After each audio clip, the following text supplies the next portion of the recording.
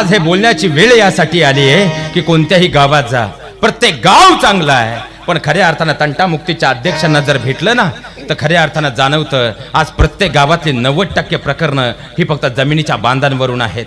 अरे जमिनीच्या बांधांवरून आज भाऊ भावाचा मारेकरी होत असेल तर तुम्हीच उत्तर द्या. इथं उभं राहून मी कोणतं मोक्ष आणि अध्यात्म सांगायचं? महाराज, सगळ्यात मोठा प्रश्न आहे. अहो सगळ्यात जर वाईट अवस्था आज कुणाची असेल ना तर तंटामुक्ती अध्यक्षांची आहे महाराज.